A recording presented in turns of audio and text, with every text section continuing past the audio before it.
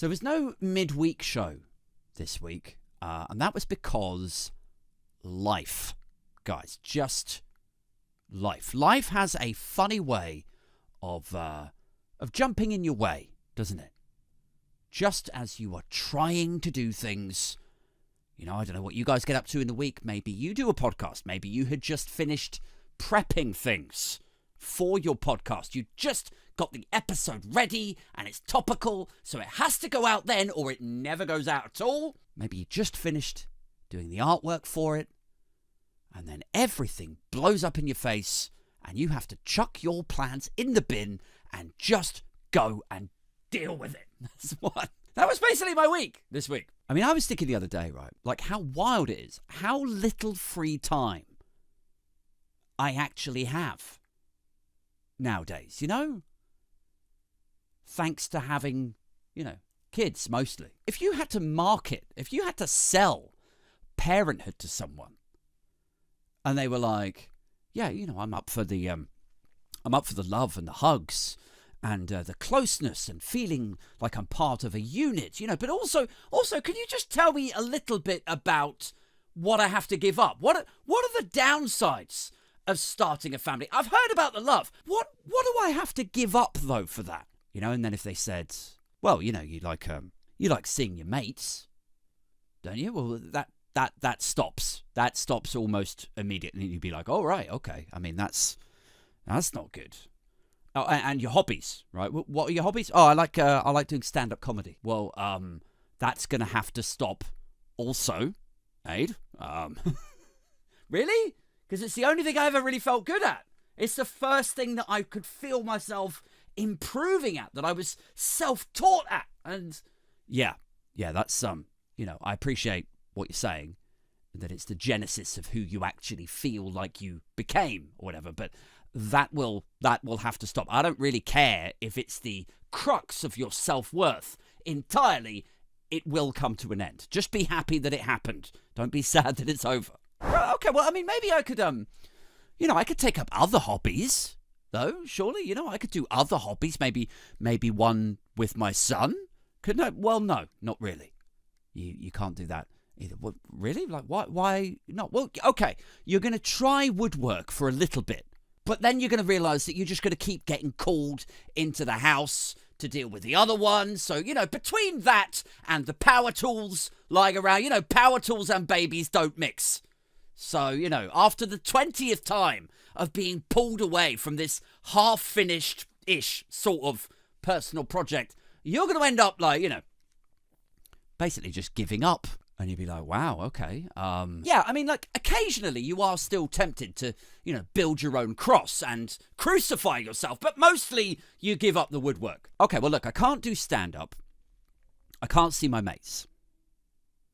I can't take up new hobbies. I can't take up woodwork in the back garden. But can I at least have an hour in the evening to just do a thing that I'm interested in? Could I just have an hour in the evening to go back to bed and just go to bed at a sensible time and just relax, like in front of the TV or something? No, you also can't have that at all. I don't know why you're having such trouble understanding this, Aid.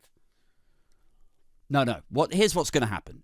The older one of your two lovely, beautiful children, the older one is going to keep getting up until 9:30 at night. Literally right up until the point that you are about to drag your ass into bed. And then that's it. Then that's the day over. And then 7 hours later, you're going to drag your ass up again.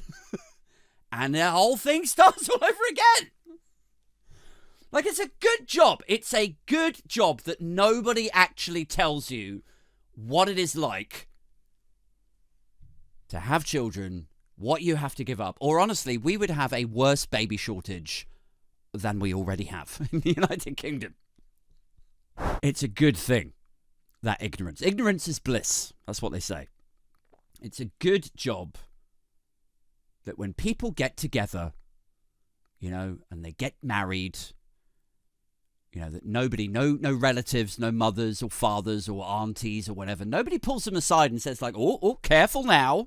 Careful, sailing a little bit close, aren't you, to decimating your quality of life and happiness and dreams. Instead, what do? Instead, they say, so, any chance of any bubbers on the horizon? Don't they? They egg you on. You know, I'd quite like some grandchildren before I clock out. It's like that sort of thing. And then once you pop them out, and you need a little bit of help, then it's like, oh, I remember those days. Yeah, no, it was hard for us too, wasn't it, dear? God, you got to be such a hero, you, looking after them all the time. And you're like, I don't want to be a hero, though. I want some help. Yeah, but look at you. We just think he'd miss you. We don't think you need help. Dear, we'd love to help. We would, honestly. We would love to help. But you two, you are such troopers. You're really toughing it out. And you end up thinking, like, we wouldn't need to tough it out. We wouldn't need to be heroes if you would just take them for a weekend. Once in a while. Give us a break. Oh, I know it's not easy, Aid. I know it's not. I remember when you and your brother were little. I remember, and we were so reliant on your nan. And we're like, uh-huh. Was it good to have some help? Was it? We were so reliant on your nan. Yes, oh God. She was a godsend. A literal lifesaver. I don't know what we would do without an extra pair of hands. Well, you'd be probably fucking heroes, wouldn't you? You'd probably be troopers. I don't know what we would have done without your nan. Uh-huh, yeah. Anyway, best of luck with it all. We're off on a cruise for a bit. Then you get all cunty with them. You're just like, all right, well, careful now, Pops. Careful now, Mum.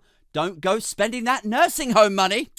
They end up 80 years old and broke with nowhere to live except some piss-stained care home where the few residents who don't have dementia fucking pray for it. You rock up and see him one week. You're like, hey, how have you been, Pops? He's like, oh, this is fucking horrible here. I fucking hate it. Can I come and live with you, Aid? Can I come and live with you, please? And then that's when you pull that shit back out, isn't it? That's when you pull out the ace card at the poker table. You say, oh, I remember what it was like, for me and the missus back in the day. Oh, yeah, we had some horrible accommodation. We did. Oh, I remember. Don't we remember it, don't we, darling? Anyway, you're such a trooper, Dad. You're such a trooper. You're such a bloody hero. I don't know, man. It's the short-termism, that gets me. The myopic, present-oriented mindset. When we talk about problems that our younger generations typically face. Nobody wants to give the couple a break who'll end up deciding where you spend your winter years. Oh, well, we had it hard too, didn't we? In our day, we'd love to help you. We would love to help you, but we just don't. We just don't love to help you. So yeah, when are we going to the Algarve again, darling? Nobody wants to help the younger generation that will decide where the older generation ends up in those difficult winter years. Turning their noses up at millennials and Gen Zs. You think you've got it tough. We had it really tough. We had 12% interest rates back in my day when I could buy a house for £1. You don't see where the housing crisis and the lack of affordable childcare, you don't see how that's going to contribute to your future situation, really? You don't see how that's going to propel Gen X, Gen Z, all of the up-and-coming generations into a situation where they either can't afford to contribute to your old age care or they don't have the space to let you move in with them. You don't see how that is obviously definitely going to arrive at that eventuality, really.